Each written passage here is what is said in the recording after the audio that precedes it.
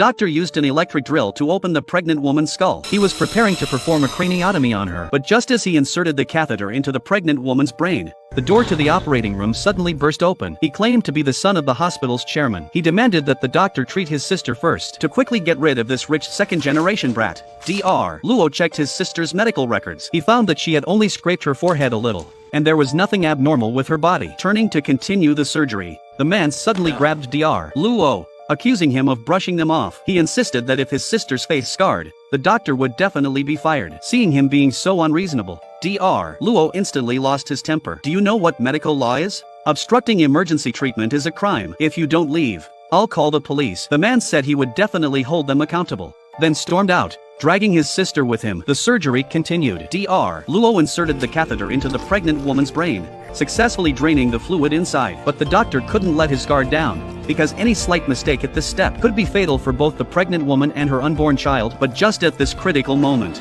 the hospital director walked in and told Dr. Luo to put down his work and follow him to the office. Though extremely reluctant, he had no choice but to obey the hospital director's orders. Before leaving, Dr. Luo instructed his team, if the pregnant woman shows any signs of distress, call me immediately. They arrived at the office. At this moment, the man is lounging with his legs crossed. He is leisurely reading a comic. Dr. Luo sighs.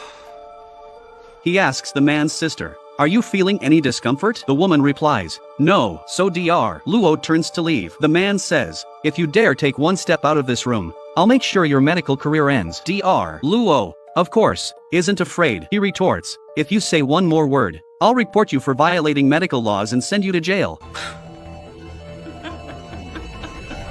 Dr. Luo hurriedly rushes back to the operating room, but then he suddenly discovers that the pregnant woman's heartbeat has stopped. His assistant says, "She started having problems right after you left." Dr. Luo recalls that before the patient died, he had promised to take care of her wife and their unborn child. Yet now, he is watching their lives slip away right before his eyes. He is almost on the verge of a breakdown. Crouching in the hallway, he is consumed by guilt, unable to forgive himself. If only he had been firmer back then, maybe he could have saved the pregnant woman's life. Just then, that smirking man walks over and mocks Dr. Luo. What would you do if a medical accident led to a patient's death? Just as Dr. Luo begins to realize the man's meaning, a group of police officers came walking from afar. They arrested Dr. Luo on charges of medical malpractice resulting in patient death. Not only that, but his medical license was also revoked, and he faced a complete industry blacklist. A good doctor who just wanted to use his skills to save lives was framed and imprisoned by an arrogant rich brat. Truly outrageous. Time passed to a few years later. Dr. Luo was released after serving his sentence. By now, he was no longer the naive rookie he once was. He knew that to take down the powerful, he had to first align himself with them. So,